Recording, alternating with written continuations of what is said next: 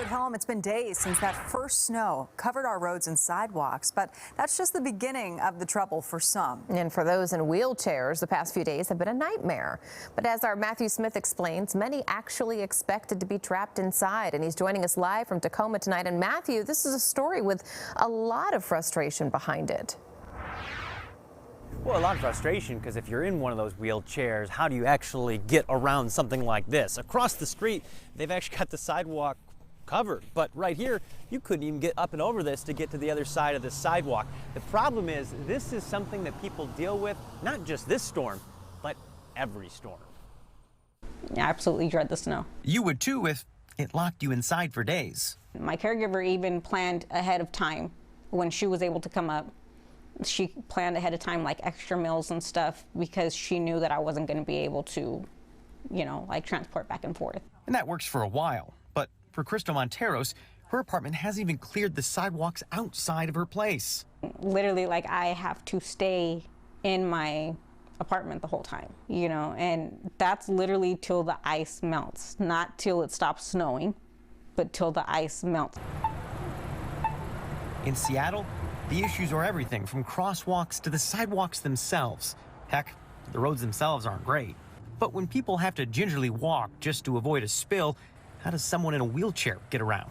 It's pretty challenging. Conrad Reynoldson spoke with me via Zoom.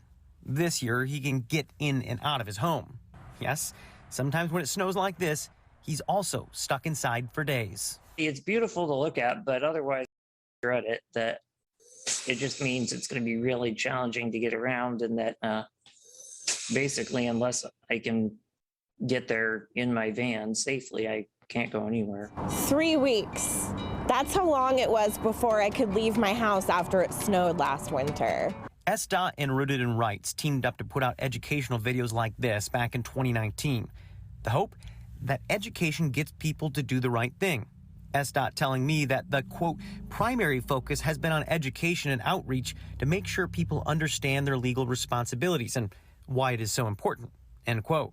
They need to stop passing it off on other people and basically take a role in this and not just say, be kind to your neighbors.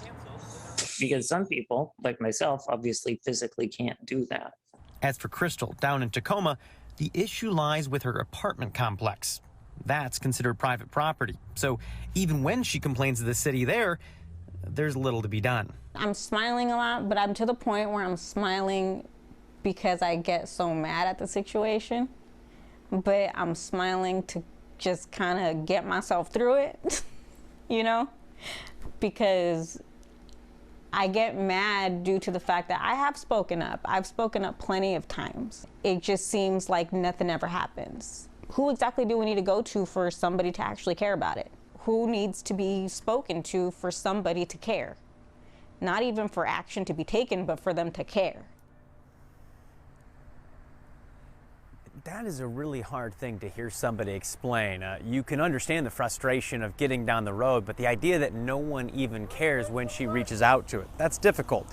As for Seattle, SDOT says they've spoken with 35 community groups to get out 20,000 brochures. But of course, you heard from Conrad there. He wants them to take on more of the burden to actually clear the sidewalks. We're live in Tacoma tonight. I'm Matthew Smith, Fox 13 News.